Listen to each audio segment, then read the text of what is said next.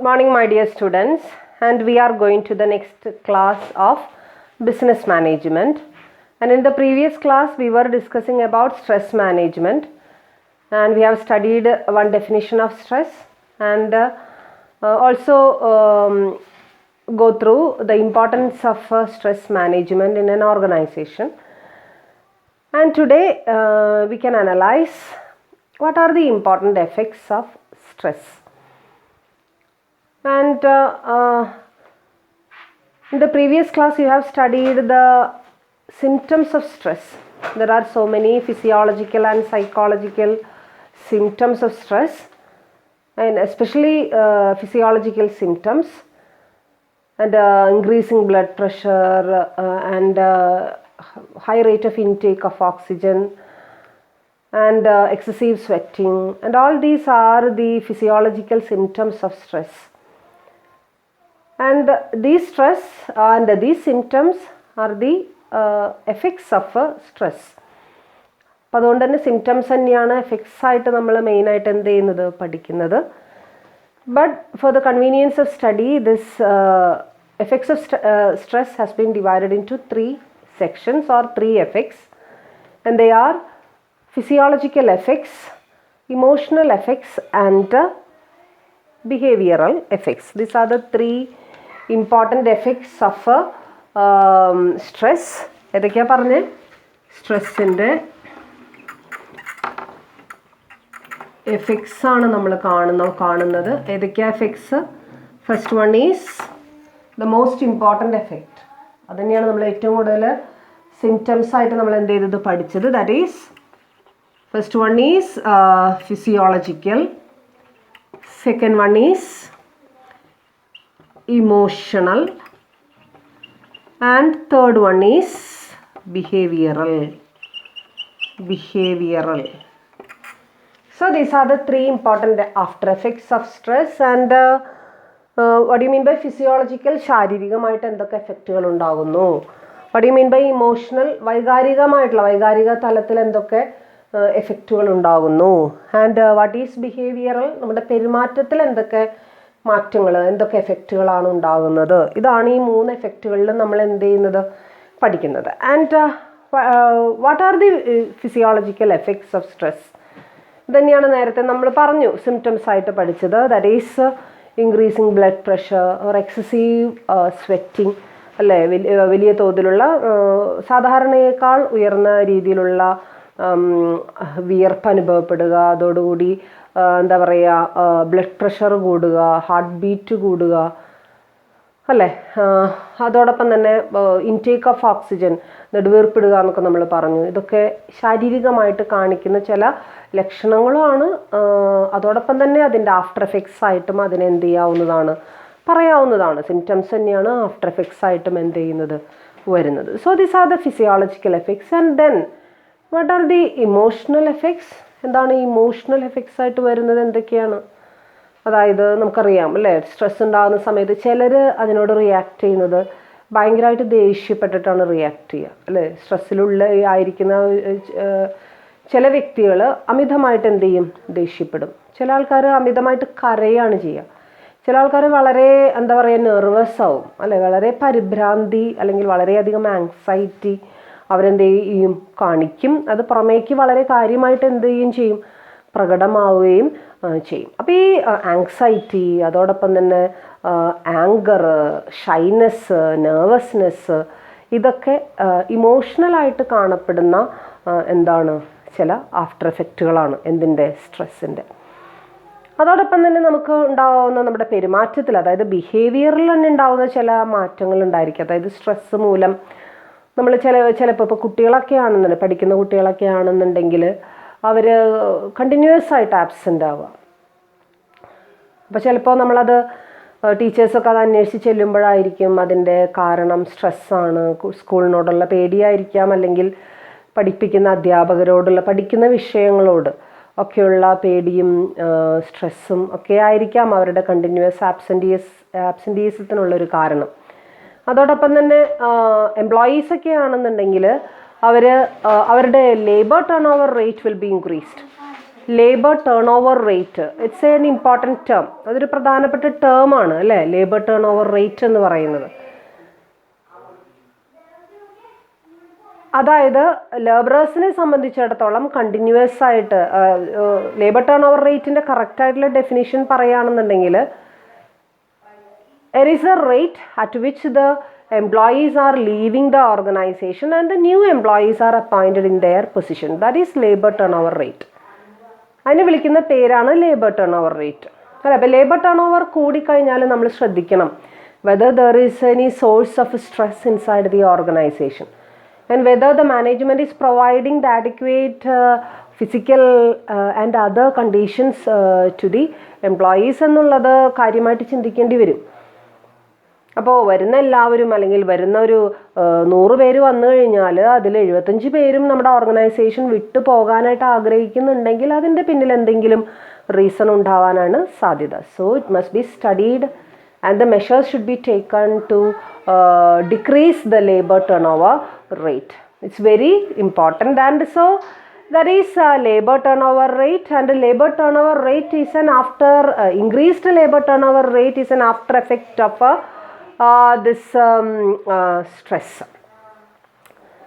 അതോടൊപ്പം തന്നെ ചില ആൾക്കാരിൽ കാണുന്ന, ഇപ്പോൾ സ്റ്റുഡൻസ് അല്ല എംപ്ലോയീസ് അല്ല എന്നുണ്ടെങ്കിലും ചില ആൾക്കാരിൽ കാണുന്ന ഒരു പെരുമാറ്റ ദൂഷ്യമാണ് എന്തെന്ന് പറയുന്നത് ആൽക്കഹോളിസം, എക്സസീവ് ആൽക്കഹോളിസം അല്ലെ. സ്ട്രെസ് ഉണ്ടാവുന്നത് കൊണ്ട് ചിലരെങ്കിലും, അത് വളരെ ചെറിയൊരു തോതിലേ ഉണ്ടാവുള്ളൂ അല്ലെ. ചില വളരെ കാര്യമായിട്ട് ആൽക്കഹോൾ യൂസ് ചെയ്യുന്നവരോട് ചോദിച്ചു കഴിഞ്ഞാൽ അവർ പറയുമ്പോൾ ഒരു ടെൻഷനൊക്കെ ഒഴിവാക്കാനാണ്, അത് വെറുതെ പറയുന്നതാണ്. എങ്കിലും ചിലരെങ്കിലും വളരെ ഭയങ്കരമായിട്ടുള്ള സ്ട്രെസ്സിൽ നിന്നും മുക്തി നേടാൻ വേണ്ടി എന്തിനെ ആശ്രയിക്കുന്നവരുണ്ട്, ആൽക്കഹോളിനെ അതുപോലെ തന്നെ ഡ്രഗ്സിനെയൊക്കെ ആശ്രയിക്കുന്നവർ ഉണ്ട്.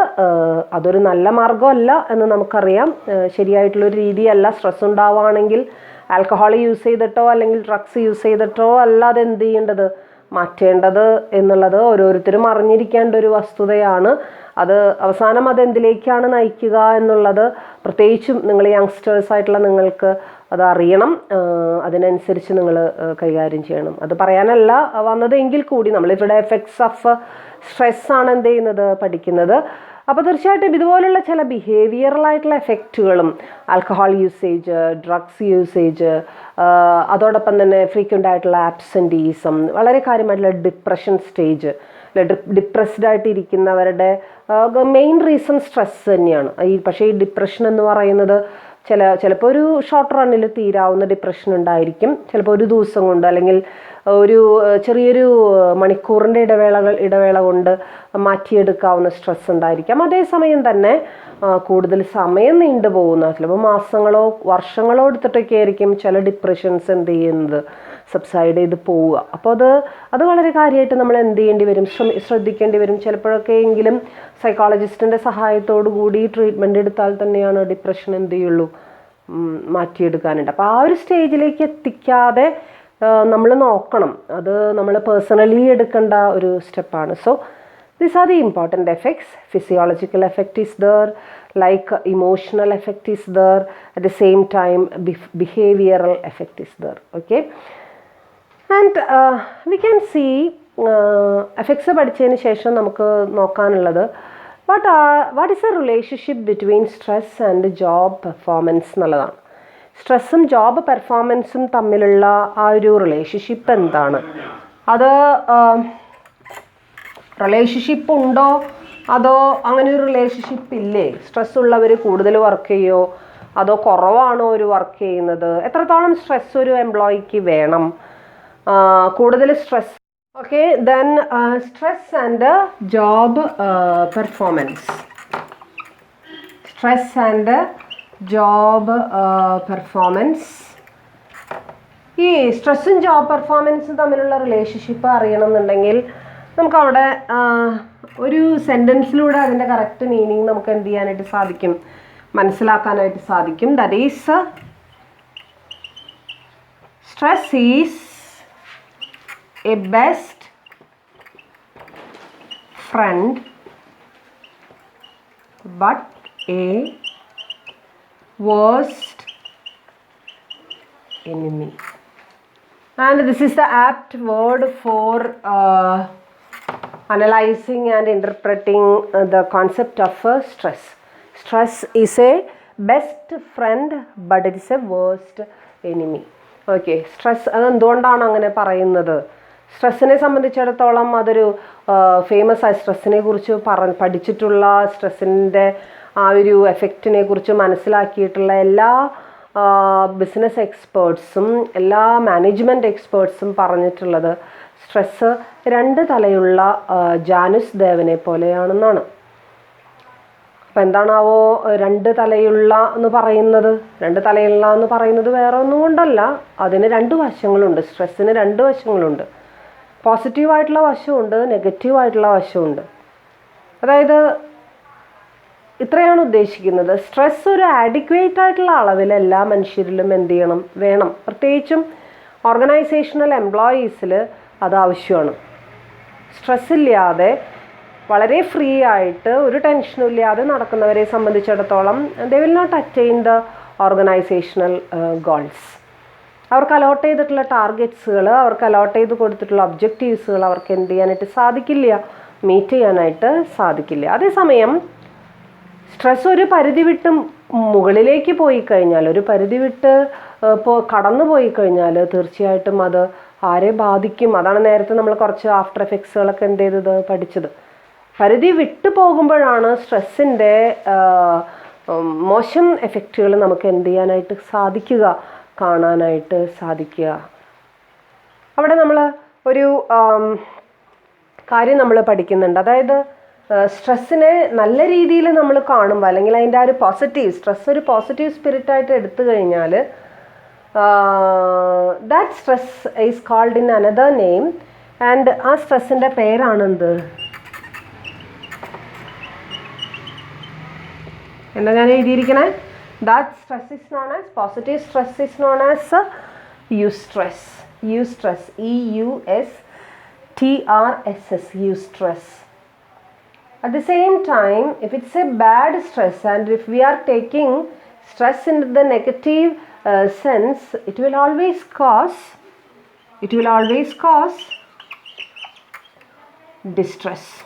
എന്തുണ്ടാക്കുള്ളൂ? അത് ഡിസ്ട്രെസ്സേ ഉണ്ടാക്കുള്ളൂ. അതായത് it will become a nuisance and it will be that much harmful to our entire life. അല്ലേ? ചിലരുടെ എക്സസീവായിട്ടുള്ള സ്ട്രെസ് എന്ന് പറയുന്നത് ചിലർക്ക് സൈക്കോളജിക്കലി അല്ലെങ്കിൽ അവരുടെ ഹെറിഡിറ്ററി ആയിട്ട് കിട്ടുന്നൊരു സ്വഭാവ സവിശേഷതയാണ്. അങ്ങനെയുള്ള സ്ട്രെസ്സുകൾ നമുക്ക് തീർത്തും മായ്ച്ചു കളയാനായിട്ട് സാധിക്കില്ല. But at the same time we can reduce the level of stress through various types of physical and mental exercises. നമുക്കത് അങ്ങനെ നമുക്ക് കൺട്രോളിൽ എന്ത് ചെയ്യാൻ പറ്റും, നിർത്താനായിട്ട് സാധിക്കും.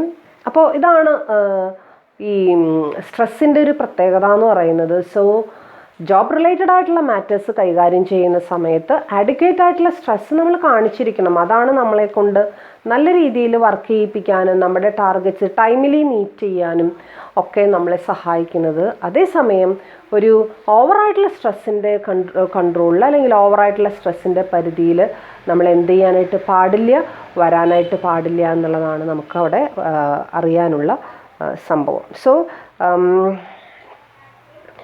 the beneficial stress is often referred to as eustress, whereas undue stress causes distress. And next we can go to the management of stress. Management of stress, how we can manage the stress. And you know that in a business organization, the management of stress is the ultimate responsibility of the management or the organization itself. അല്ലേ? Management of stress എന്ന് പറഞ്ഞു കഴിഞ്ഞാൽ എന്താണെന്ന് നിങ്ങൾക്കറിയാം. അതായത് സ്ട്രെസ്സിനെ manage ചെയ്യുക എന്ന് വെച്ച് കഴിഞ്ഞാൽ ആവുന്നതും സ്ട്രെസ് ക്രിയേറ്റ് ചെയ്യുന്ന സിറ്റുവേഷൻസിനെ ഉണ്ടാക്കാതിരിക്കുക. ഉണ്ടെങ്കിൽ തന്നെ അതെ എത്രത്തോളം നല്ല രീതിയിൽ കൈകാര്യം ചെയ്യാനായിട്ട് എംപ്ലോയീസിന് സാധിക്കുമോ അത്രയും നന്നായിട്ട് അവരെ കൈകാര്യം ചെയ്യാനായിട്ട് നമ്മൾ സഹായിക്കുക. മാത്രമല്ല എംപ്ലോയീസ് സ്വയം എടുക്കേണ്ട കുറച്ച് സ്റ്റെപ്സുകളുണ്ട്. ആ സ്റ്റെപ്സ് അവരെടുത്തു കഴിഞ്ഞാൽ ഓട്ടോമാറ്റിക്കലി അത് എന്ത് ചെയ്യാനായിട്ട് സാധിക്കും, നമുക്ക് മാനേജ് ചെയ്യാനായിട്ട് സാധിക്കും. Stress is N inevitable part of the organisation. We cannot eliminate the element of stress from the organisation, but we can manage the stress. നമുക്ക് എന്ത് ചെയ്യാനായിട്ട് സാധിക്കും? അതിനെ തീർച്ചയായിട്ടും നമുക്ക് മാനേജ് ചെയ്യാനായിട്ട് സാധിക്കും. നമുക്കറിയാം, ഒരു ഓർഗനൈസേഷനെ സംബന്ധിച്ചിടത്തോളം there are so many types of elements or resources we are using, and there are human resources. The most important resource we are using is human resources. അല്ലേ? പണ്ട് അവർ വിളിച്ചിരുന്ന പേര് എംപ്ലോയീസ് അല്ലെങ്കിൽ ലേബറേഴ്സ് എന്നൊക്കെ ആയിരുന്നു. ഇന്നിപ്പോൾ അങ്ങനെ വിളിക്കാനായിട്ട് പാടില്ല. നമ്മൾ വിളിക്കുന്ന പേര് ഹ്യൂമൻ റിസോഴ്സ് എന്നാണ്. And in almost all organisation there is A department known as HR department or human resource department, and the department will be headed by a manager known as HR manager, human resource manager. And the human resource manager should seek and he should be able to identify the situations that may cause stress to his own employees, his or her employees, and he, as far as possible, he should try to eliminate those situations and to help the employees to manage the stress caused to them എന്നുള്ളതാണ് നമുക്കിവിടെ പറയാനായിട്ടുള്ളത്. And എന്തുകൊണ്ടാണ് HR മാനേജർക്ക് മാത്രമായ ഒരു പണി എന്ന് വെച്ച് കഴിഞ്ഞാൽ വേറെ ഒന്നും കൊണ്ടല്ല, all other sources like machinery, materials, equipments, money and all these things അല്ലേ, ഇതൊക്കെ നോൺ ലിവിങ് ആണ്. അതേസമയം മെൻ മാത്രമേ അല്ലെങ്കിൽ ഹ്യൂമൻ റിസോഴ്സസ് മാത്രമേ അവിടെ എന്തായിട്ട് വരുന്നുള്ളൂ, ലിവിങ് ആർട്ടിക്കിൾസായിട്ട് എന്ത് ചെയ്യുന്നുള്ളൂ, വരുന്നുള്ളൂ. അതുകൊണ്ടാണ് HR മാനേജർക്ക് ഏറ്റവും ഈ ഒരു കാര്യത്തിൽ ഉത്തരവാദിത്വം എന്ത് ചെയ്യുന്നത്, വരുന്നത്. So it should be taken care of by the HR manager and the entire organisation itself. HR മാനേജറുടെ മാത്രം ഡ്യൂട്ടി അല്ല, അത് ആരുടെയും കൂടെ ഡ്യൂട്ടിയാണ്, ഓർഗനൈസേഷൻ്റെ മൊത്തത്തിലുള്ള ഡ്യൂട്ടിയാണ്. ഓൾമോസ്റ്റ് ഓൾ എംപ്ലോയീസ് ഡിസാറ്റിസ്ഫൈഡ് ആണെങ്കിൽ പിന്നെ പറഞ്ഞിട്ട് കാര്യമില്ല. നേരത്തെ നമ്മൾ പറഞ്ഞ ലേബർ ടേൺ ഓവർ റേറ്റൊക്കെ കൂടും, നമുക്ക് കൺട്രോൾ ചെയ്യാൻ പറ്റാത്ത സ്ഥിതിയിലേക്ക് പോവും. പിന്നെ നമുക്ക് നമ്മുടെ കൈപ്പിടിയിൽ അത് എന്ത് ചെയ്യില്ല, ഒതുങ്ങില്ല. So that is the importance of management of stress. ഇനി നിങ്ങൾക്ക് ഇവിടെയും നിങ്ങൾ എങ്ങനെയാണ് മാനേജ് ചെയ്യേണ്ടത്, എങ്ങനെയാണ് സ്ട്രെസ്സിനെ കൺട്രോൾ ചെയ്യേണ്ടത്, എന്തുകൊണ്ടാണ് കൺട്രോൾ ചെയ്യേണ്ടത് എന്നുള്ളത് രണ്ട് ഡിഫറെൻറ്റ് ലെവൽസിലാണ് നമ്മൾ എന്ത് ചെയ്യുന്നത്, ചിന്തിക്കുന്നത്. രണ്ട് കാറ്റഗറീസ് ആയിട്ട് തിരിച്ചിട്ടാണ് നമ്മൾ അതിനെക്കുറിച്ച് ചിന്തിക്കുന്നത്. The first one is stress management by individuals or employees. Individuals എന്ന് പറഞ്ഞിട്ടുണ്ടെങ്കിൽ mainly employees. And second one is stress management by the organization. So these are the two levels in which we are analyzing the management of stress. And first one is stress management by individuals, and for what purpose they are doing so. എന്തുകൊണ്ടാണ് individuals തന്നെ അല്ലെ, ഇപ്പോൾ എനിക്കൊരു stress ഉണ്ടായി കഴിഞ്ഞാൽ ആദ്യം അത് manage ചെയ്യേണ്ടത് ഞാൻ തന്നെയാണ്, അല്ലാതെ പുറമേ നിന്ന് വരുന്ന ഒരു എലമെൻറ്റോ പുറമേ നിന്ന് വരുന്ന ഒരാളോ അല്ല അതിനെന്ത് ചെയ്യേണ്ടത്, മാനേജ് ചെയ്യേണ്ടത്. ഞാൻ തന്നെയാണ് മാനേജ് ചെയ്യേണ്ടത് ആദ്യം. പിന്നെ എന്നെക്കൊണ്ട് പറ്റാത്തതാണെങ്കിൽ മാത്രമേ വേറൊരാളുടെ സഹായം എനിക്ക് എന്ത് ചെയ്യേണ്ടതുള്ളൂ, തേടേണ്ടത് ഉള്ളൂ. And the important purposes of stress management by individuals are, the first one is eliminating or controlling the sources of stress. Either he should eliminate or he should control the sources of stress. And second one, making the individual more resistant to stress. Stress ഉണ്ടാക്കുന്ന സാഹചര്യങ്ങളെ മനസ്സിലാക്കുകയും eliminate ചെയ്യുകയും ചെയ്യുക. മാത്രമല്ല കുറച്ചും കൂടി individual അവരെ തന്നെ സ്ട്രെസ്സിനെ പ്രതിരോധിക്കാനായിട്ട് കുറച്ചും കൂടി റെസിസ്റ്റൻസ് പവർ നേടിയെടുക്കുക എന്നുള്ളതും അതിൻ്റെ ഒരു പ്രധാനപ്പെട്ട പർപ്പസാണ്. So these are the two important purposes. ഏതൊക്കെയാണ്? ഫസ്റ്റ് വൺ, ഐഡൻറ്റിഫൈ ചെയ്യുക സ്ട്രെസ് റീസൺസിനെ, at the same time try to eliminate it. And the second one is to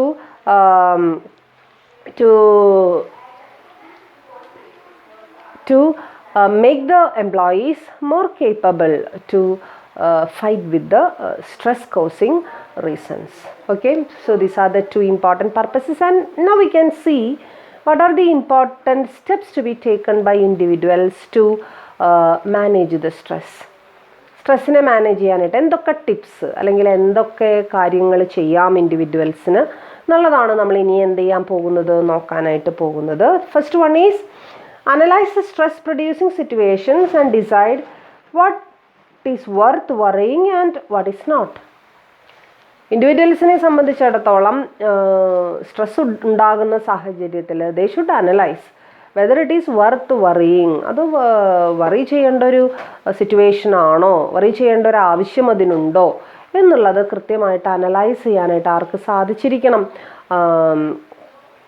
എംപ്ലോയീസിന് സാധിച്ചിരിക്കണം അല്ലേ. ഇപ്പോൾ ഒരു വ്യക്തിയെ നമ്മൾ കണ്ടു പെട്ടെന്ന് ടെൻഷൻ, അല്ലെങ്കിൽ ഒരു സാഹചര്യത്തിൽ ഇപ്പോൾ ഒരു എക്സാമിനേഷൻ, ചില കുട്ടികൾക്ക് എക്സാമിനേഷൻ എഴുതുന്ന സമയത്ത് ഭയങ്കര പേടിയാണ്. ആ പേടിയും സ്ട്രെസ്സും ഉള്ളതുകൊണ്ട് തന്നെ പരീക്ഷ മര്യാദയ്ക്ക് അവർക്ക് എന്ത് ചെയ്യാൻ പറ്റില്ല, എഴുതാൻ പറ്റില്ല. അപ്പോൾ ആ സ്ട്രെസ് ഉണ്ടായതുകൊണ്ട് വല്ലൊരു യൂസ് ഉണ്ടോ? ഇല്ല അല്ലേ. ഏത് സംഭവത്തിനെയും നമ്മൾ അതിൻ്റേതായിട്ടുള്ള ആ ഒരു സ്പിരിറ്റിൽ, അല്ലെങ്കിൽ അതിൻ്റേതായിട്ടുള്ളൊരു ഗൗരവത്തിൽ മാത്രമേ എന്ത് ചെയ്യാൻ പാടുള്ളൂ, എടുക്കാൻ പാടുള്ളൂ അല്ലേ. അതല്ലാന്നുണ്ടെങ്കിൽ അതെന്തുണ്ടാക്കും? ഓവറായിട്ടുള്ള സ്ട്രെസ്സ് ഉണ്ടാക്കും. കാണേണ്ട കാര്യങ്ങളെ ഗൗരവത്തിൽ തന്നെ നമ്മൾ എന്ത് ചെയ്യണം? കണ്ടിരിക്കുകയും വേണം. അതേസമയം കൊടുക്കേണ്ട ഇമ്പോർട്ടൻസ് മാത്രമേ എന്തിന് കൊടുക്കാവൂ? സംഭവങ്ങൾക്ക്, അല്ലെങ്കിൽ വ്യക്തികൾക്ക്, അല്ലെങ്കിൽ സാഹചര്യങ്ങൾക്ക് നമ്മൾ എന്ത് ചെയ്യാൻ പാടുള്ളൂ? കൊടുക്കാനായിട്ട് പാടുള്ളൂ. അപ്പോൾ സാഹചര്യങ്ങളെ അനലൈസ് ചെയ്യുകയും സ്ട്രെസ് ഉണ്ടാക്കാൻ സാധ്യതയുള്ള സാഹചര്യങ്ങളെ മനസ്സിലാക്കുകയും അതിൽ ഏത് സാഹചര്യത്തിനാണ് ആവശ്യത്തിന് സ്ട്രെസ്സ് വേണ്ടതെന്നും ഏതിലാണ് വേണ്ടാത്തതെന്നും തിരിച്ചറിയുകയും ചെയ്യുന്നത് ഇൻഡിവിജ്വൽസിനെ സംബന്ധിച്ചിടത്തോളം വളരെ പ്രധാനപ്പെട്ട കാര്യമാണ്. എന്ത് മാനേജ് ചെയ്യുന്നതിന്? സ്ട്രെസ്സ് മാനേജ് ചെയ്യുന്നത്. And next one is do proper planning and also time management techniques. പ്രോപ്പറായിട്ട് പ്ലാൻ ചെയ്യുക, എന്ത് കാര്യമാണെന്നുണ്ടെങ്കിലും അത് പ്രോപ്പറായിട്ട് പ്ലാൻ ചെയ്ത് കഴിഞ്ഞാൽ പകുതി സ്ട്രെസ്സ് നമുക്ക് എന്താക്കാൻ പറ്റും? ഒഴിവാക്കാനായിട്ട് സാധിക്കും. എക്സാം വരുന്ന സമയത്തല്ല നമ്മൾ എന്ത് ചെയ്യാറ്? പഠിക്കാറ്. അതിന് മുമ്പേ നമ്മൾ എന്ത് ചെയ്ത് വെക്കാറുണ്ട്? പഠിച്ചു വെക്കാറുണ്ട്. അല്ലെങ്കിൽ എന്ത് സംഭവിക്കും? എക്സാമിൻ്റെ തലേദിവസമോ അല്ലെങ്കിൽ അതിനോട് അനുബന്ധിച്ചിട്ടുള്ള ദിവസങ്ങളിലോ ഓവറായിട്ടുള്ള സ്ട്രെസ്സ് ക്രിയേറ്റ് ചെയ്യപ്പെടാനുള്ള സാധ്യത. At the same time management is also an important thing. ഒരു ഓർഗനൈസേഷനിലെ എംപ്ലോയീസിനെ സംബന്ധിച്ചിടത്തോളം രണ്ടും കൂടിയല്ല, അവരുടെ വർക്കും അവരുടെ ലൈഫും പേഴ്സണൽ ലൈഫും ഒരുമിച്ച് അവർക്ക് കൊണ്ടുപോകേണ്ടതുണ്ട്. സോ തീർച്ചയായിട്ടും ആ ഒരു ടൈം മാനേജ്മെൻറ്റ് അവരെന്ത് ചെയ്തിരിക്കണം? കീപ്പ് ചെയ്തിരിക്കണം.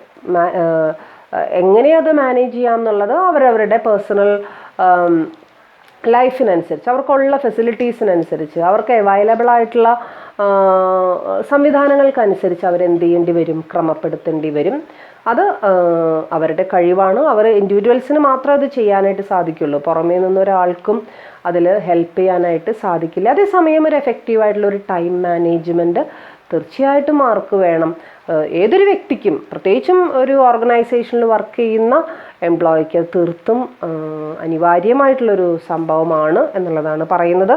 And next one, avoid over stretching one self and exercise regularly, ensure the intake of a balanced diet, build regular sleeping habit and generally take care of oneself.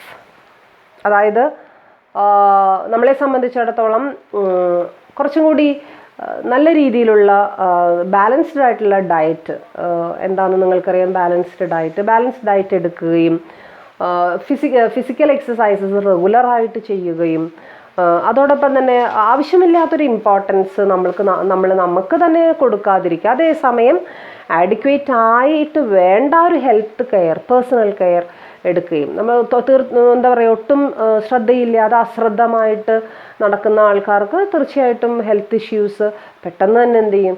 ഉണ്ടാവും. അതൊന്നും ഇല്ലാതെ maximum നോക്കേണ്ട കാര്യങ്ങൾ, personal കെയറിനുള്ള മാർഗങ്ങളൊക്കെ നോക്കുകയും balanced ആയിട്ടുള്ള ഡയറ്റും physical exercise റെഗുലറായിട്ട് ചെയ്യുകയൊക്കെ ചെയ്തു കഴിഞ്ഞാൽ ഒരു പരിധിവരെ നമുക്ക് എന്ത് ഒഴിവാക്കാൻ സാധിക്കും? സ്ട്രെസ് ഒഴിവാക്കാൻ സാധിക്കും. And next one, develop A positive attitude towards life and people. മനുഷ്യന്മാർക്ക് അല്ലെങ്കിൽ ജനങ്ങളെക്കുറിച്ച്, അല്ലെങ്കിൽ നമുക്ക് പരിചയമുള്ള ആൾക്കാരെക്കുറിച്ച്, വ്യക്തികളെക്കുറിച്ച് എപ്പോഴും മോശമായിട്ട് ചിന്തിക്കാതെ അവരുടെ നന്മ കണ്ടെത്താനായിട്ട് ശ്രമിക്കുകയും എപ്പോഴും പോസിറ്റീവായിട്ട് നോക്കിക്കാണുകയും ലൈഫിനെ തന്നെ കൂടുതൽ രസകരമാക്കാനായിട്ട് പറ്റിക്കഴിഞ്ഞാൽ, അല്ലെങ്കിൽ ആ ഒരു പോസിറ്റീവ് സ്പിരിറ്റോടുകൂടി നോക്കിക്കാണാനായിട്ട് സാധിച്ചു കഴിഞ്ഞാൽ നമുക്ക് അത് വളരെ നല്ല രീതിയിൽ സ്ട്രെസ്സ് ഒഴിവാക്കിക്കൊണ്ട് നമുക്ക് മുന്നോട്ട് പോകാനായിട്ട് സാധിക്കും എന്നുള്ളതാണ് നമുക്കിവിടെ പറയാനായിട്ട് സാധിക്കുക. ആൻഡ് നിങ്ങൾ കണ്ടിട്ടുണ്ടോ എന്ന് എനിക്കറിയില്ല, അതേസമയം എനിക്ക് വളരെയധികം രസകരമായിട്ട് തോന്നിയ ഒരു മലയാളം സിനിമയാണ് ലൈഫ് ഈസ് ബ്യൂട്ടിഫുൾ എന്ന് പറയുന്ന മോഹൻലാലിൻ്റെ സിനിമ. അതിൽ മോഹൻലാൽ തന്നെ വളരെ വ്യത്യസ്തമായിട്ടുള്ള വ്യൂ പോയിൻറ്റ്സിൽ ലൈഫിനെ നോക്കിക്കാണുന്ന, എങ്ങനെയാണ് അതിനൊരു പോസിറ്റീവ് സ്പിരിറ്റിൽ വളരെ അപ്രതീക്ഷിതമായിട്ടുള്ള സാഹചര്യങ്ങളും വളരെ പ്രതീക്ഷിക്കാത്ത പല പ്രശ്നങ്ങളും ഉണ്ടായിട്ട് പോലും ലൈഫിനെ നല്ല രീതിയിൽ നോക്കി കാണാനായിട്ട് സാധിച്ചു എന്നുള്ളതാണ് അതിൻ്റെ ആ ഒരു സിനിമയുടെ രസം, അല്ലെങ്കിൽ ആ ഒരു സിനിമയുടെ കാതലായിട്ടുള്ള ഭാഗമെന്ന് പറയുന്നത്. സോ അപ്പോൾ ലൈഫിനെ ഒന്നും കൂടി പോസിറ്റീവ് സ്പിരിറ്റിൽ നോക്കി കാണാനായിട്ട്, അതെപ്പോഴും എനിക്ക് നല്ല ചീത്തയെ വരൂ, ഞാനല്ലെങ്കിലും എപ്പോഴും ഇങ്ങനെ തന്നെയാണ്, എനിക്കല്ലെങ്കിലും ഇങ്ങനെ തന്നെ വരാൻ സാധ്യതയുള്ളൂ എന്ന് ചിന്തിക്കാതെ ഒന്നും കൂടി പോസിറ്റീവ് സ്പിരിറ്റിൽ കണ്ടു കഴിഞ്ഞാൽ ഈ സ്ട്രെസ്സൊക്കെ നമുക്കൊരു പരിധി വഴി എന്താക്കാനായിട്ട് സാധിക്കും, ഒഴിവാക്കാനായിട്ട് സാധിക്കും. And next one, learn to relax and maintain a proper balance between work and personal life. നമ്മൾ വർക്കഹോളിക് ആയിട്ടുള്ള ആൾക്കാരെ നമ്മൾ കണ്ടിട്ടുണ്ട്. അതേസമയം ഈ വർക്കഹോളിസം എന്ന് പറയുന്നത് തീർത്തും മോശമായിട്ടുള്ള കാര്യമൊന്നുമല്ല. അതേസമയം വർക്കിൻ്റെ കൂടെ നമ്മൾ നമ്മുടെ പേഴ്സണൽ ലൈഫിനെ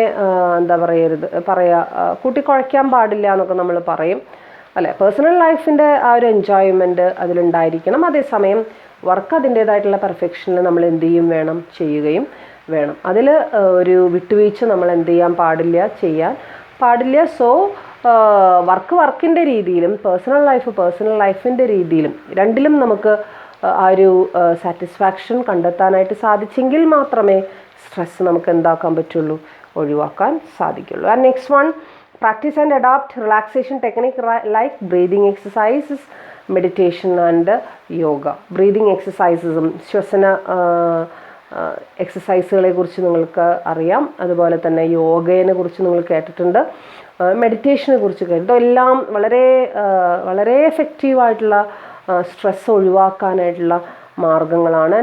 ഇന്ന് മിക്കവാറും എല്ലാ ഡോക്ടേഴ്സും സജസ്റ്റ് ചെയ്യുന്നൊരു മെഷറാണ്. കുറേ മരുന്നുകൾ കഴിക്കുക എന്നുള്ളതിനേക്കാളും ഉപരി സ്ട്രെസ്, ഡിപ്രഷൻ ഇങ്ങനെയുള്ള അസുഖങ്ങൾക്ക് ഏറ്റവും അസുഖം എന്ന് പറയാൻ പറ്റില്ല, it's A state of mind. അത് മാറ്റിയെടുക്കാനായിട്ട്, ഓവർകം ചെയ്യാനായിട്ട് നമ്മളെ സഹായിക്കുന്ന ചില പ്രാക്ടീസുകളാണ് യോഗ, മെഡിറ്റേഷൻ എന്നൊക്കെ പറയുന്ന പ്രാക്ടീസുകൾ. Next one, acquire alternative interest and satisfaction so that life is in balance between work and play. ഒരു വിരസിതമാകാൻ സാഹചര്യമുള്ള അല്ലെങ്കിൽ സാധ്യതയുള്ള റുട്ടീനായിട്ടുള്ള ആ ഒരു പ്രവർത്തികളിൽ നിന്നും കുറച്ചും കൂടി മാറി ചിന്തിച്ചുകൊണ്ട് കുറച്ചും കൂടി എൻജോയ്മെൻ്റ് ഉണ്ടാക്കുന്ന മ്യൂസിക് ആയിരിക്കാം, ഡാൻസ് ആയിരിക്കാം, അതല്ലാന്നുണ്ടെങ്കിൽ വേറെ ഏതെങ്കിലും രീതിയിലുള്ള ഇപ്പോൾ ന്യൂസ് പേപ്പർ റീഡിങ് തന്നെയായിരിക്കാം, അല്ലെങ്കിൽ നോവൽ റീഡിങ് ആയിരിക്കാം, എന്തുതന്നെയായാലും അങ്ങനെയുള്ള കുറച്ചും കൂടി ആസ്വദിക്കാൻ പറ്റുന്ന മേഖലയിലേക്ക് നമ്മളൊന്ന് ഇടയ്ക്കെങ്കിലും ഒന്ന് മാറി ചിന്തിക്കുക, അല്ലെങ്കിൽ അതിൽ വ്യാപൃതരായിരിക്കുക. ഇതൊക്കെ നമുക്ക് കൂടുതൽ നമ്മുടെ സ്ട്രെസ് ഒഴിവാക്കാനും സന്തോഷിക്കാനും ഒക്കെ പറ്റിയ ഒരു കാര്യമാണ്. And next one is use stress as a constructive force to achieve an integrative lifestyle that encompasses a satisfying career, happy family life and self-fulfillment. കുറച്ചും കൂടി സ്ട്രെസ്സിനെ നമുക്ക് വേണമെന്നുണ്ടെങ്കിൽ ഒരു ഡ്രൈവിംഗ് ഫോഴ്സായിട്ട്, അല്ലെങ്കിൽ ഒരു കൺസ്ട്രക്റ്റീവ് ഫോഴ്സായിട്ട്, ഒരു കൺസ്ട്രക്റ്റീവ് ആറ്റിറ്റ്യൂഡായിട്ട് വേണമെങ്കിൽ നമുക്ക് എന്ത് ചെയ്യാവുന്നതാണ്, എടുക്കാവുന്നതാണ്. എപ്പോഴും ഇവിടെ സ്ട്രെസ്സിനെ മാനേജ് ചെയ്യുക എന്ന് പറയുമ്പോൾ നമ്മൾ അതിനൊരു നെഗറ്റീവ് സ്പിരിറ്റിലാണ് എടുക്കുന്നത്. അതിന് പകരം വളരെ പോസിറ്റീവായിട്ടുള്ളൊരു സ്പിരിറ്റിൽ നമ്മളത് എടുത്തു കഴിഞ്ഞാൽ നമുക്കത് എന്ത് ചെയ്യാനായിട്ട് സാധിക്കും, നമുക്കതിനെ നമ്മുടെ കരിയർ ഡെവലപ്പ് ചെയ്യാനുള്ള, നമ്മുടെ ജോബിനെ ഒന്നുകൂടി ഡെവലപ്പ് ചെയ്യാനുള്ള, നമ്മുടെ പേഴ്സണൽ ലൈഫിൽ ഒന്നും കൂടി ആനന്ദം കണ്ടെത്താനുള്ള ഒരു വഴിയായിട്ട്, അല്ലെങ്കിൽ ഒരു ഡ്രൈവിംഗ് ഫോഴ്സായിട്ട് അതിനെ നമുക്ക് എന്ത് ചെയ്യാനായിട്ട് സാധിക്കും, എടുക്കാനായിട്ട് സാധിക്കും.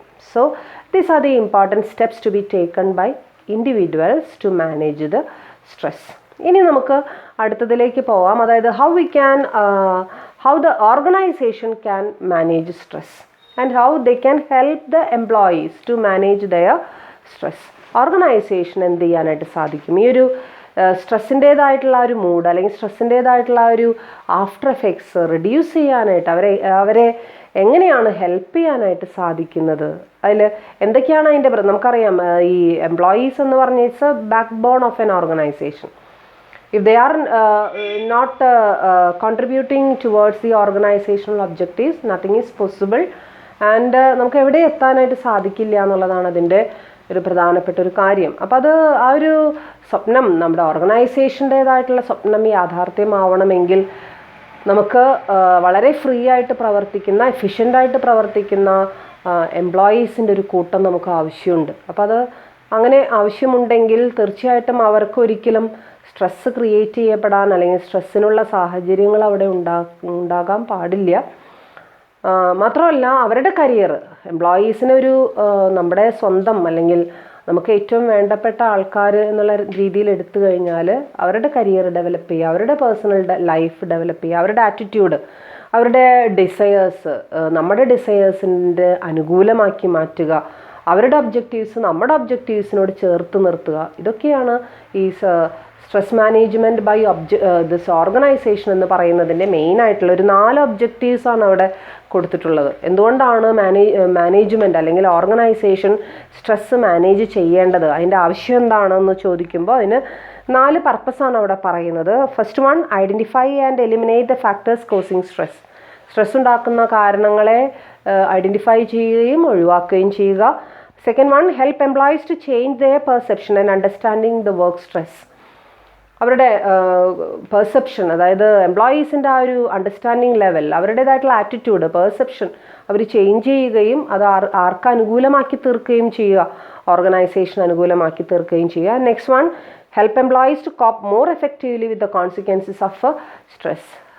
സ്ട്രെസ്സിൻ്റെ ആഫ്റ്റർ എഫക്ട്സ്, സ്ട്രെസ്സിൻ്റെ കോൺസിക്വൻസസ് ഒന്നും കൂടി നല്ല രീതിയിൽ കോപ്പപ്പ് ചെയ്യാൻ അല്ലെങ്കിൽ അതിനെ അക്കോമഡേറ്റ് ചെയ്യാനായിട്ട് എംപ്ലോയീസിനൊരു സാഹചര്യം ഒരുക്കി കൊടുക്കുക. ഇതൊക്കെയാണ് ഇതിൻ്റെ പ്രധാന ഉദ്ദേശങ്ങൾ, സ്ട്രെസ് മാനേജ്മെൻറ്റ് ബൈ ഓർഗനൈസേഷൻ്റെ പ്രധാന ഉദ്ദേശങ്ങൾ. ഇനി അങ്ങനെ മാനേജ് ചെയ്യാനായിട്ട് ഓർഗനൈസേഷൻ എന്തൊക്കെ ചെയ്യണം, ഓർഗനൈസേഷൻ്റെ ഭാഗത്തുനിന്ന് എന്തൊക്കെ ആക്ടിവിറ്റീസാണ് നമ്മൾ പ്രതീക്ഷിക്കുന്നത്, അതാണ് നമ്മൾ നോക്കണത്. അതിലാദ്യം പറയുന്നത് physical environment should be improved. Physical environment, and what do you mean by physical environment? അതായത് ഫിസിക്കൽ എൻവയോൺമെൻറ്റ് എന്ന് പറഞ്ഞു കഴിഞ്ഞാൽ ഫിസിക്കൽ ആയിട്ടുള്ള ഒരു സെറ്റപ്പ്, ഒരു എംപ്ലോയീസിനെ സംബന്ധിച്ചിടത്തോളം അവർക്ക് കൊടുക്കുന്ന physical facilities, at which place they are performing their work and what all equipments and materials are provided to them. And in the room or in that particular place is there any adequate ventilations and adequate furnishings, and all these are physical, their refreshment facilities and their recreational facilities. ഇതൊക്കെ എന്തിൽ പെടുന്നതാണ്, physical എൻവയോൺമെൻറ്റിൽ പെടുന്നതാണ് അല്ലേ. അവർക്ക് ആവശ്യത്തിന് free ആയിട്ട് ചിന്തിക്കാനും free ആയിട്ട് പ്രവർത്തിക്കാനും ഒക്കെയുള്ള സാഹചര്യം, നല്ല ഹൈജീനായിട്ടുള്ള അറ്റ്മോസ്ഫിയറിൽ ഇരുന്നു കൊണ്ട് പ്രവർത്തിക്കാനുള്ള അവസരം ഇതൊക്കെ ഉണ്ടോ എന്നുള്ളത് ഐഡൻറ്റിഫൈ ചെയ്യണം. ഇതൊക്കെ പ്രൊവൈഡ് ചെയ്യേണ്ടത് ആരുടെ ഡ്യൂട്ടിയാണ്, ഓർഗനൈസേഷൻ്റെ ഡ്യൂട്ടിയാണ്. ചിലപ്പോൾ ഈ ഒരു ഫിസിക്കൽ സാഹചര്യം ഇല്ലാത്തത് കൊണ്ടായിരിക്കാം പലപ്പോഴും സ്ട്രെസ് എന്ത് ചെയ്യപ്പെടുന്നത്, ക്രിയേറ്റ് ചെയ്യപ്പെടുന്നത്. And second one, redesign the jobs to reduce the workloads, deadlines, work schedules etcetera. Workload കുറയ്ക്കുക, ഓവറായിട്ടുള്ള ഭാരം, ഓവറായിട്ടുള്ള ടൈമിങ്, ഓവർ ടൈം എന്നൊക്കെ നിങ്ങൾ കേട്ടിട്ടുണ്ട് അല്ലെ. ഈ ഓവർ ടൈമിംഗ് ഒക്കെ ആവുന്നത് ഒഴിവാക്കുക, വർക്ക് ലോഡ് കുറയ്ക്കുക, അവരുടെ എന്താ പറയുക, അവരുടെ ഡെഡ് ലൈൻസ്, അവരുടെ ഭയങ്കര ഉയർന്ന റേറ്റിലുള്ള ഡെഡ് ലൈൻസ് ഒക്കെ ആവുന്നതും എന്ത് ചെയ്യുക, കുറയ്ക്കുക. അതിന് വേണ്ടിയിട്ട് എന്തിനെ റീഡിസൈൻ ചെയ്യുക, ജോബുകളെ റീഡിസൈൻ ചെയ്യുക. Next one, adopt management by objectives, inviting greater participation from employees. You may have heard about the term MBO, or the same term is known in other names like MBE, MBR, etc. Management by exception and management by results. ഇതൊക്കെ ഒരേ കോൺസെപ്റ്റിൻ്റെ പേര് തന്നെയാണ്. അതിൻ്റെ ഏറ്റവും കൂടുതൽ പ്രചാരത്തിലുള്ള പേര് തന്നെയാണ് MBO, means management by objectives. And in management by objectives, the management should prepare and the management should design the well-defined objectives of the organization, and at the same time it should be communicated to all levels of employees, and the employees suggestions, recommendations and opinions should be collected, and if there is any conflicts from the part of employees, it should be solved, it should be resolved, and only after that with their cooperation and with their permission, we should take the measures inside the organization. And that broad concept is known as MBO, and this MBO is a famous contribution of a management expert. The name of that management expert is Peter F. Drucker. നിങ്ങൾ പഠിച്ചിട്ടുള്ളതാണ്. Peter F Drucker എന്ന് പറയുന്ന management എക്സ്പേർട്ടിൻ്റെ ഒരു ഏറ്റവും famous ആയിട്ടുള്ള കോൺട്രിബ്യൂഷനാണ് management by ഒബ്ജക്റ്റീവ്സിനെ വിലയിരുത്തിക്കൊണ്ട്, അല്ലെങ്കിൽ ഒബ്ജക്റ്റീവ്സിനെ മുൻനിർത്തിക്കൊണ്ട് എങ്ങനെ നമുക്ക് എംപ്ലോയീസിൻ്റെ സഹകരണത്തോട് കൂടിയിട്ട് കാര്യങ്ങൾ ചെയ്യാം, എങ്ങനെ എഫിഷ്യൻ്റായിട്ട് കാര്യങ്ങൾ ചെയ്യാം എന്നുള്ളതാണ് MBOയിൽ എന്ത് ചെയ്യുന്നത് പറയുന്നത്. And next one, take steps to avoid role conflict and role ambiguity at the workplace. Role കോൺഫ്ലിക്റ്റുകൾ, നമ്മൾ കൊടുക്കേണ്ട വ്യക്തികൾക്കായിരിക്കണം റോൾസ് അസൈൻ ചെയ്യേണ്ടത്. അതിൽ കോൺഫ്ലിക്റ്റ് ഉണ്ടാവാൻ പാടില്ല. After assigning the job positions to different persons, it should not raise any conflicts among them. Employees തമ്മിലുള്ള വഴക്കുകൾ, employees തമ്മിലുള്ള റോളിനെ ചൊല്ലിയുള്ള വഴക്കുകൾ, ആംബിഗ്യൂറ്റീസ് എന്ന് വെച്ച് കഴിഞ്ഞാൽ അൺക്ലിയർ ആയിട്ടുള്ള സ്റ്റേറ്റ്മെൻറ്റുകൾ. ഒരു ജോബ് പെർഫോം ചെയ്യാനായിട്ടൊരു വ്യക്തിയെ ഏൽപ്പിക്കുമ്പോൾ കൃത്യമായിട്ടുള്ള ഇൻസ്ട്രക്ഷൻസ് അയാൾക്ക് കൊടുത്തിരിക്കണം, ഇന്ന കാര്യങ്ങൾ ചെയ്യണം. ആൻഡ് അൺക്ലിയർ ആയിട്ടുള്ള കാര്യങ്ങൾ അവിടെ ഉണ്ടാവാൻ പാടില്ല. എംപ്ലോയിയെ സംബന്ധിച്ചിടത്തോളം അയാൾ പെർഫോം ചെയ്യുന്ന ജോബിനെ കുറിച്ച് വ്യക്തമായിട്ടുള്ള ധാരണ അയാൾക്ക് ഉണ്ടായിരിക്കണം. And there should not be any room for ambiguities. And next one is promote and encourage team building efforts among employees. എംപ്ലോയീസിൻ്റെ ഇടയിൽ ഒരു ടീം സ്പിരിറ്റ്, ആ ഒരു ഗ്രൂപ്പായിട്ട് വർക്ക് ചെയ്യാനായിട്ടുള്ളൊരു മനോഭാവം, ആറ്റിറ്റ്യൂഡൊക്കെ വളർത്തിയെടുക്കാനായിട്ടുള്ളൊരു ശ്രമം ഓർഗനൈസേഷൻ്റെ ഭാഗത്തുനിന്ന് ഉണ്ടായിരിക്കണം. എല്ലാവരെയും ഇൻഡിവിജ്വലി കോൺസെൻട്രേറ്റ് ചെയ്യാതെ, അതിന് പ്രേരിപ്പിക്കാതെ, അതിന് പകരം കുറച്ചും കൂടി ടീം സ്പിരിറ്റോടുകൂടി, ടീം വർക്കോട് കൂടിയിട്ട് ചെയ്യാനായിട്ട് അവരെ ബോധവാന്മാരാക്കണം. അതിൻ്റെ ആവശ്യകതയെക്കുറിച്ച് അവരെ പറഞ്ഞ് മനസ്സിലാക്കി കൊടുത്തെങ്കിൽ മാത്രമേ അങ്ങനൊരു ഗ്രൂപ്പ് എഫേർട്ട് അവരുടെ ഭാഗത്തുനിന്ന് നമുക്ക് ഉണ്ടാക്കാൻ സാധിക്കുള്ളൂ. And next one is conduct workshops on time management. Time management നമ്മൾ നേരത്തെ പറഞ്ഞതാണ്, ടൈം മാനേജ്മെൻറ്റ് എന്നുള്ളത്. അത് ഇൻഡിവിജ്വൽസ് ആ ഒരു ടൈം മാനേജ്മെൻറ്റിൻ്റേതായിട്ടുള്ള കാര്യങ്ങൾ അവർ ചെയ്യണമെന്ന് നമ്മൾ പറഞ്ഞു. അതോടൊപ്പം തന്നെ ഓർഗനൈസേഷൻ്റെ ഭാഗത്തുനിന്ന് they can conduct seminars, they can conduct workshops based on the topic time management. അപ്പോൾ അതിലൂടെ ആ വർക്ക്ഷോപ്പുകളിലുള്ള പ്രാക്ടിക്കൽ എക്സ്പീരിയൻസുകളിലൂടെ, അവർ ചെയ്യുന്ന ചില കുസൃതി കണക്കുകളിലൂടെ അല്ലെങ്കിൽ കളികളിലൂടെ അവർക്ക് തന്നെ മനസ്സിലാവും എത്രത്തോളം ടൈം നമ്മുടെ ജീവിതത്തിൽ ഇമ്പോർട്ടൻ്റ് ആണ്, അതെന്തുകൊണ്ടാണ് മാനേജ് ചെയ്യണം എന്ന് ആവശ്യപ്പെടും. അപ്പോൾ അതിനുള്ളൊരു അവസരം ഓർഗനൈസേഷൻ്റെ ഭാഗത്തുനിന്ന് ഉണ്ടായിരിക്കണം. And next one is conduct training programmes in relaxation exercises. Relaxation നേരത്തെ നമ്മൾ പറഞ്ഞു, മെഡിറ്റേഷൻ ചെയ്യണം, യോഗ ചെയ്യണം, ബ്രീതിങ് എക്സസൈസസ് വേണം എന്നൊക്കെ നമ്മൾ പറഞ്ഞു. പക്ഷേ അതിനുള്ളൊരു അവസരം ഓർഗനൈസേഷൻ്റെ ഉള്ളിൽ തന്നെ നമ്മളത് എന്ത് ചെയ്യുക, ഒരുക്കി കൊടുക്കുക. ഒരു ഫിസിക്കൽ ഇൻസ്ട്രക്ടറുടെയോ ട്രെയിനറുടെയോ ഒക്കെ സഹായത്തോടു കൂടി, ഇപ്പോൾ ഒരു യോഗ ട്രെയിനറുടെയൊക്കെ സഹായത്തോടു കൂടിയിട്ട് നമുക്കത് എംപ്ലോയീസിന് ഒരു അവസരം നമുക്ക് എന്ത് ചെയ്യാം, കൊടുക്കാം. അതിലൂടെ അവർക്ക് കൂടുതൽ ടെൻഷൻ റിലീസ് ചെയ്യാനുള്ള ഒരു അവസരം കിട്ടും. Next one, organise career counselling and other employee assistant programme. Career counselling, ഇപ്പോൾ അത്യാവശ്യം ക്വാളിഫൈഡ് ആയിട്ടുള്ളൊരു വ്യക്തിയാണെന്നുണ്ടെങ്കിൽ ഇനി ഏത് കോഴ്സാണ് പഠിക്കേണ്ടത്, അല്ലെങ്കിൽ ഇനി എന്ത് പഠിച്ചാലായിരിക്കും കുറച്ചും കൂടി ഉയർന്ന ജോലിയിലേക്ക് അയാൾക്ക് പോകാനായിട്ട് സാധിക്കും. അത് ഓർഗനൈസേഷൻ തന്നെ അതിന് മുൻകൈ എടുത്ത് വേണ്ട ട്രെയിനിങ് പ്രോഗ്രാംസ് എംപ്ലോയീസിന് കൊടുക്കാനായിട്ട് ശ്രമിക്കുക. And next one, design and implement programs to promote good healthy habits or to identify and correct health programs. Health programs identify ചെയ്യാനും അതിനോടനുബന്ധിച്ചിട്ടുള്ള പ്രോഗ്രാംസ് കണ്ടക്ട് ചെയ്യാനും ഒക്കെ ആര് ശ്രമിക്കേണ്ടതാണ്, ഓർഗനൈസേഷൻ ശ്രമിക്കേണ്ടതാണ്. So these are the important tips or important functions, important activities to be performed by the management or by the organization, so that ഒരു പരിധിവരെ അപ്പോൾ ഇൻഡിവിജ്വൽസിൻ്റെ ഭാഗത്തുനിന്ന് ഇൻഡിവിജ്വൽസും മാനേജ്മെൻറ്റിൻ്റെ ഭാഗത്തുനിന്ന് മാനേജ്മെൻറ്റും ആവശ്യത്തിന് കാര്യങ്ങൾ ചെയ്തു കഴിഞ്ഞാൽ ഈ സ്ട്രെസ് ഉണ്ടാക്കുന്ന കാര്യങ്ങളും സ്ട്രെസ് ഉണ്ടാക്കുന്ന റീസൺസും ഒക്കെ ഒരു പരിധിവരെ നമുക്ക് എന്ത് ചെയ്യാനായിട്ട് സാധിക്കും, ഒഴിവാക്കാനായിട്ട് സാധിക്കും.